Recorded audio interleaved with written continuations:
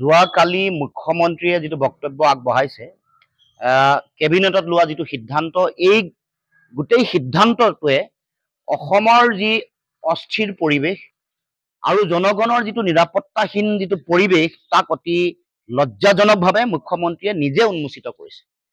কাৰণ মুখ্যমন্ত্ৰীৰ দায়িত্ব হ'ল জনগণৰ নিৰাপত্তা প্ৰদান কৰা। এইখন চৰকাৰে খিলঞ্জীয়া মানুহক নিৰাপত্তা দিম বুলিয়েই জনগণৰ পৰা ভোট লৈছিল।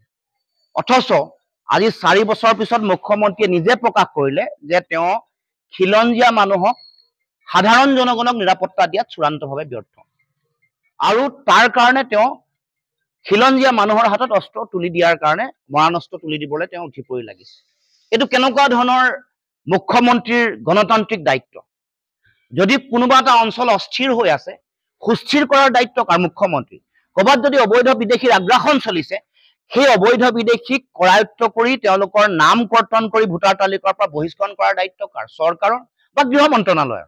গতিকে এই কামটো নকৰি মুখ্যমন্ত্ৰীয়ে যোৱাকালি যিটো বক্তব্য আগবঢ়াইছে, যি সিদ্ধান্ত গ্ৰহণ কৰিছে, ইয়াৰ যোগেদি বিশেষকৈ ধৰ্মীয় সংখ্যালঘু অঞ্চলসমূহত খিলঞ্জীয়া মানুহৰ হাতত অস্ত্ৰ দি এক ৰক্তাক্ত পৰিৱেশ সৃষ্টি কৰিবৰ কাৰণে চিন্তা চৰ্চা কৰিছে। লক্ষ্য 2026 ৰক্তাক্ত পৰিৱেশ এটা সৃষ্টি কৰি মানুহৰ মাজত সাম্প্ৰদায়িক বিষবাষ্প বিয়পাই এক ভয়াৱহ পৰিৱেশ সৃষ্টি কৰি ৰাজনৈতিক মুনাফা লাভ কৰিবলৈ চিন্তা চৰ্চা কৰিছে। মুখ্যমন্ত্ৰীয়ে জানে যে এইবাৰ 26ত ৰাইজে তেওঁলোকক যিমান প্ৰলোভন নিদিয়ক লাগিলে, বিভাজন যিমান নকৰক লাগিলে, হিন্দু মুছলমানৰ ৰাজনীতিয়ে কামত নিদিয়ে। কাৰণ খোৱা বোৱা সামগ্ৰীৰ যি জুইচাই দাম, যিমান কৰ কাটল বঢ়াই দিছে, বিদ্যুতৰ মাচুল বঢ়াইছে, পেট্ৰল ডিজেল গেছৰ চিলিণ্ডাৰৰ দাম বঢ়াইছে, মাটিৰ খাজানা বঢ়ালে আৰু তাৰ উপৰিও তেওঁলোকে যেনেকে চৰকাৰ চলাব লাগে চলাব পৰা নাই। 1.5 লাখ কোটি টকা ঋণৰ বোজা, ৰাম ঠগন দিছে অৰুণোদয়ৰ নামত, ঘৰ দিয়াৰ নামত, লাখপতি বাইদেউৰ নামত, গছপুলি ৰোৱাৰ নামত, কলহ যাত্ৰাৰ নামত। এইবোৰৰ পিছত যিহেতু জনগণে এবাৰ ভোট নিদিয়ে বুলি তেওঁলোকে গম পাইছে আৰু দেখিছে যে তেওঁলোকে অতদিনে যিটো ভয় খাই আছিলে বিৰোধীৰ মাজত একতা নহব, শেহতীয়া যিটো পৰিৱেশ, তাৰপিছত মুখ্যমন্ত্ৰী আৰু অস্থিৰ হৈছে।